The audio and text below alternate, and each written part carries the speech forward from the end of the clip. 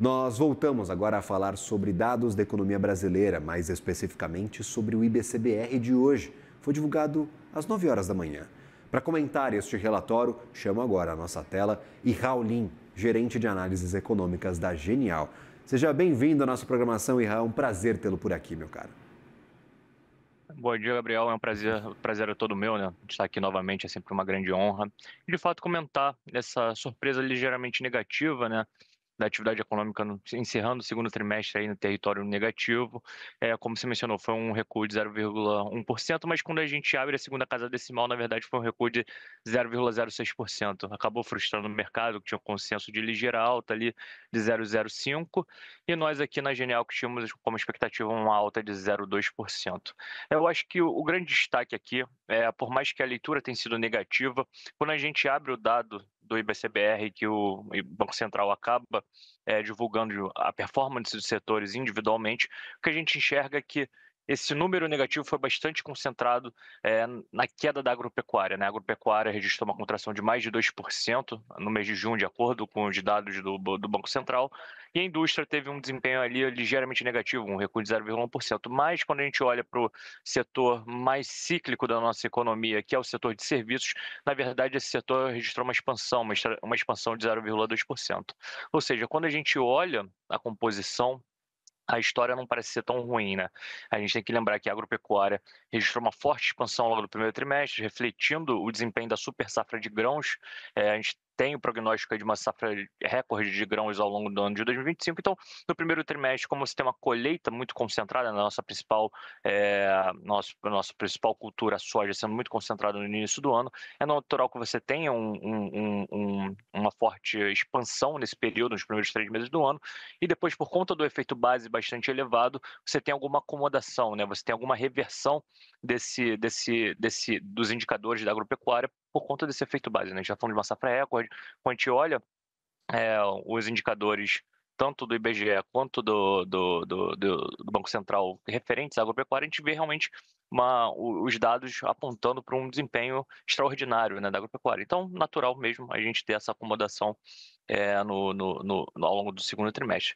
Mas quando a gente pensa na indústria e serviços, a indústria, um setor muito mais sensível ao investimento consequentemente, à política monetária, quando a gente pensa numa taxa Selic de 15%, uma taxa de juros real de 10%, quando a gente olha a inflação de 5%, e uma Selic de 15%, algo em torno de 10% de juros real, é de surpreender que a indústria ainda esteja com um desempenho muito próximo da estabilidade. Na realidade, a contração ainda aponta para alguma resiliência na indústria, por mais que a gente tenha observado esse nível de Selic.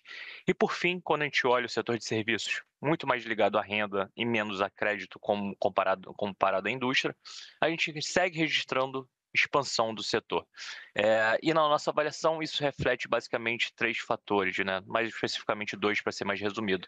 Primeiro, o mercado de trabalho extremamente aquecido, a gente está com o mercado de trabalho renovando mínimas históricas da taxa de desemprego, ritmo de crescimento do rendimento, né, que seria o salário da economia em termos reais, acima do condizente com o cumprimento da meta de inflação, e a combinação da expansão da população ocupada e um rendimento real que está crescendo a ritmos fortes, né, faz com que a massa de rendimentos da economia também se expanda num ritmo bastante acelerado. Se não me falha a memória, 6% em termos reais no ano contra ano, e isso, historicamente, sustenta um consumo mais resiliente, né? A gente tem uma relação dessa massa de rendimentos, o ritmo de expansão da massa de rendimentos e o ritmo de expansão do consumo, e o que nos leva a crer que a massa de rendimentos vai dar um suporte para o consumo ao longo dos próximos meses, ainda dado esse cenário de mercado de trabalho aquecido. E, por fim, eu acho que tem um outro fator que está contribuindo para sustentar o consumo, né? Por mais que a gente tenha observado piora nos indicadores de crédito, né, que historicamente, dado o ciclo de política monetária, tende a segurar o consumo, mas esse ciclo atual a gente está vendo o consumo mais resiliente, é a questão da política fiscal expansionista. A gente tem que lembrar das medidas que o governo tem anunciado, que acabam impactando, né, o consumo, seja a questão da política de valorização do salário mínimo, seja os programas que o governo tem criado de gás para todos, o próprio pé de meia, que tende também a dar uma transferência de renda, o Bolsa Família, que também foi turbinado desde das eleições. E a gente também tem a questão do pagamento de precatórios, né? Pagamentos precatórios que, diferentemente do ano passado, no montante ali de cerca de 70 bilhões de reais, que foi pago no ano passado no mês de fevereiro, esse ano foi pago no mês de julho e algum resíduo ali no mês de agosto. Então, a gente tem a perspectiva de que, por mais que o número do segundo TRI tenha sido negativo, dado essa perspectiva de pagamento de precatórios, um montante bastante elevado, que esse setor mais cíclico, mais dependente da renda, ainda siga resiliente, né?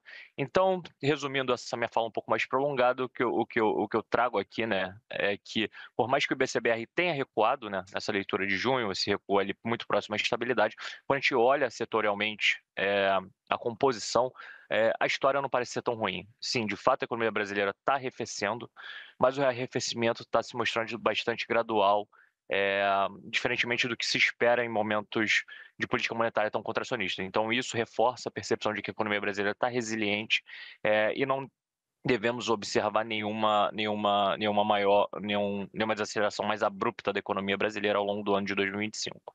Queria fazer essa pergunta para ti. Eu estou dando uma olhada nos dados setoriais. Nós tivemos agro caindo 2,3%, indústria caindo 0,1% e o único dos grandes setores pesquisados pelo IBCBR que subiu foi o setor de serviços. Tivemos mais um recorde no mês de junho, segundo pesquisa do IBGE. Os serviços continuam fortes.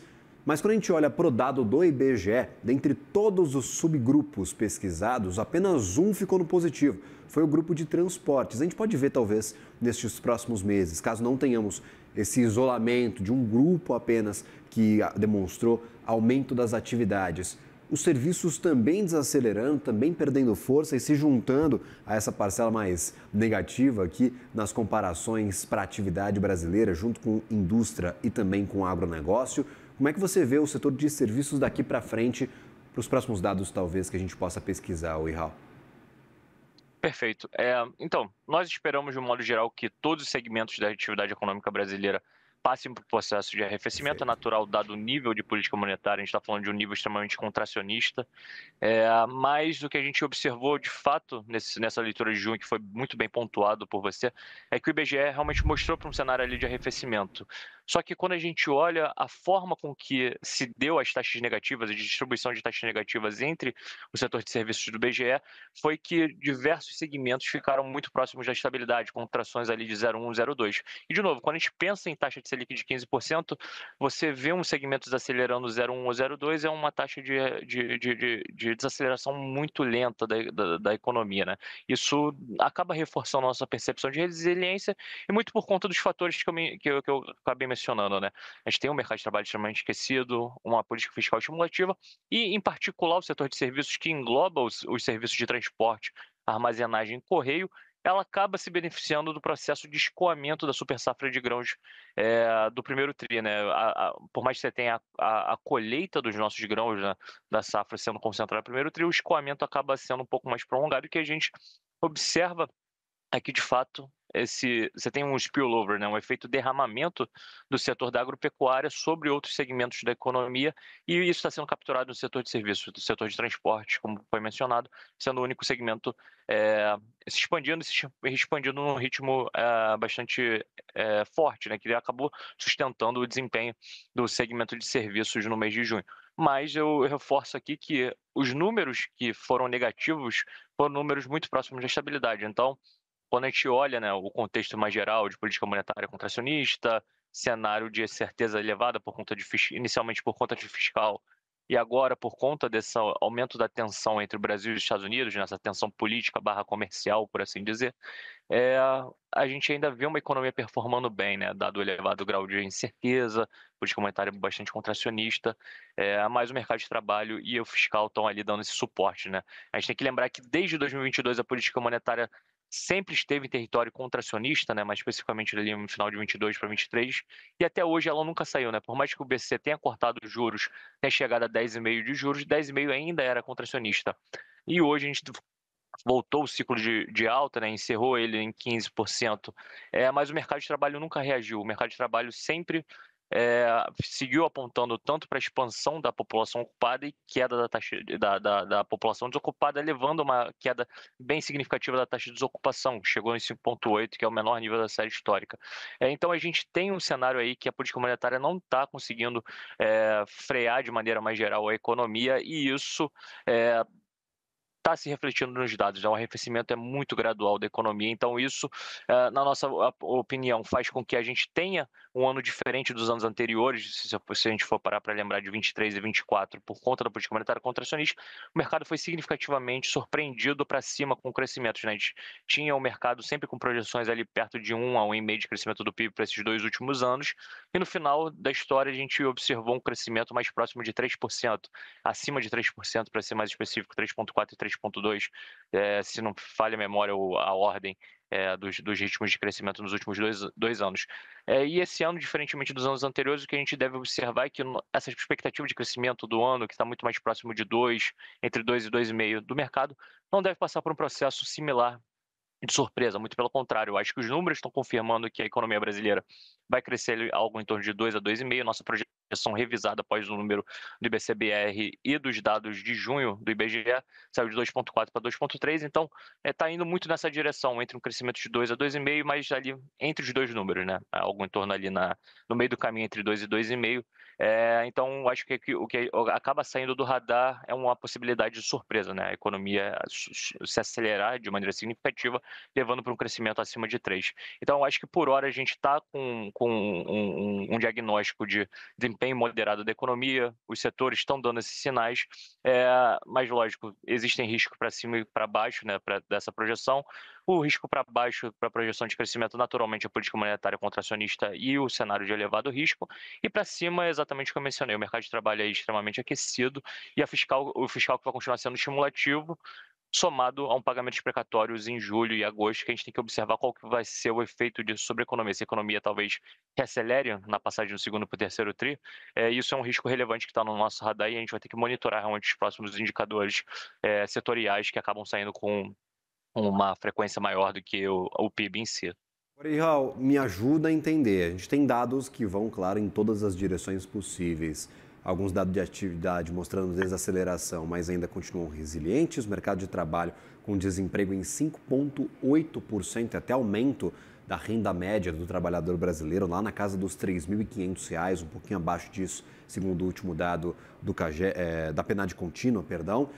E aí eu queria, claro, entender. A gente está, talvez, antecipando uma discussão que não era para termos agora, se cai ou não taxa de juros em dezembro. Essa discussão é precoce, na tua visão? Ou há espaço, sim, para vislumbrarmos, talvez, um corte dessa taxa Selic de 15% no último mês deste ano? Perfeito, eu acho que isso é uma pergunta que é muito frequente quando a gente conversa com outros investidores, a gente é sempre questionado sobre essa pergunta. De fato, hoje o nosso viés é de que a política monetária seja cortada só no próximo ano, no final do primeiro trimestre, mais especificamente na reunião de março, né, do Banco Central.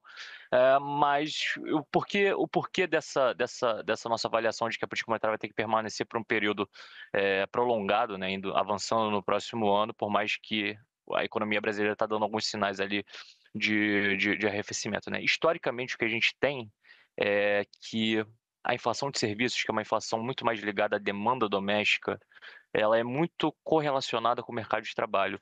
E hoje, quando a gente olha os indicadores de mercado de trabalho, eles, na verdade, nos dizem uma história de que, muito provavelmente, olhando o passado, né, historicamente, a inflação de serviços deveria estar num patamar muito mais elevado do que está hoje, né? A inflação de serviços subjacente, que exclui passagens aéreas, que é um componente muito volátil do nosso IPCA, e reflete muito mais a questão da demanda agregada doméstica, está girando ali em torno de 6%. Mas quando a gente olha alguns indicadores no mercado de trabalho, dada a correlação histórica, eles nos dizem que essa inflação de serviços subjacentes deveria estar muito mais próxima de 10%, exatamente refletindo o fato de que o mercado de trabalho está extremamente aquecido. Então, hoje, quando a gente pensa em atividade, por mais que os dados setoriais e alguns dados de crédito estejam apontando para um arrefecimento da economia, quando a gente olha para o mercado de trabalho, que é a principal fonte de preocupação pelo lado da atividade econômica, né? Quando a gente olha qualquer comunicado, ata e fala dos diretores do Banco Central, eles apontam muito para essa questão do mercado de trabalho. Exatamente pelo fato dessa correlação histórica entre inflação de serviços e mercado de trabalho apontar para um risco significativamente alto de que a inflação de serviços não convirja para um patamar condizente com a meta ou até se acelere para um patamar mais elevado, dado essa relação histórica. Uma outra coisa que a gente é sempre questionado quando a gente fala dessa questão da inflação de serviços do mercado de trabalho, ou um contra-argumento para a nossa preocupação, é de que a inflação de serviços está na sua média histórica. Quando a gente pega a série histórica do IBGE da inflação de serviços subjacentes, e de fato a média histórica é 6%. Só que a gente tem que lembrar que 6% era condizente com uma meta de inflação de 4,5%, que hoje é o teto da nossa meta de inflação.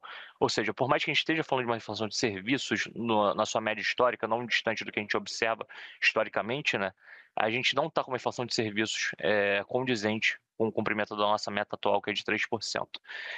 E um outro ponto extremamente relevante para o quesito de condução de política monetária é o que a gente observa nas expectativas de inflação. As expectativas de inflação para todos os anos pesquisados pelo Banco Central estão acima da meta para a inflação, né? Com 2025 recuando ligeiramente, né? A gente viu hoje o Boletim Focus saindo com recuo de 5,05 da expectativa de inflação em 12 meses para 2025 para 4,95.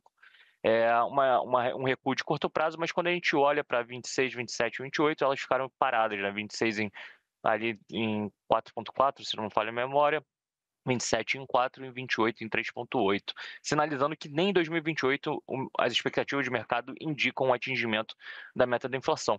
E o que eu suspeito que está por detrás dessa dificuldade do mercado em enxergar essa convergência da inflação para a meta é exatamente o fato de o mercado de trabalho estar extremamente aquecido, e você combina esse mercado de trabalho extremamente aquecido com as políticas fiscais que têm sido expansionistas. Então, você tem um cenário aí desenhado para que o consumo e a demanda sigam sendo aquecidas, né, sigam tendo combustível adicional ali, né, para ter sobrevida, e isso tem caráter inflacionário dado a situação atual do mercado de trabalho.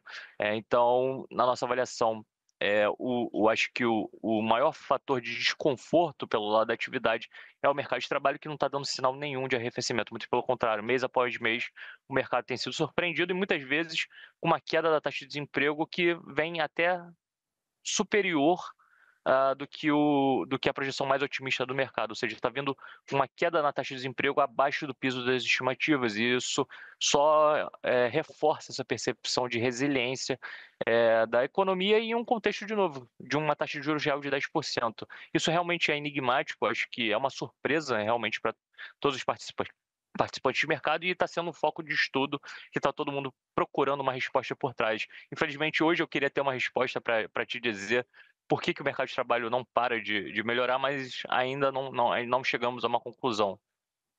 Obrigado, e Raulin, gerente de análises econômicas da Genial, sempre um prazer conversar contigo. Um bom trabalho e uma ótima semana. Igualmente, um abraço e até a próxima. Agradecido, até.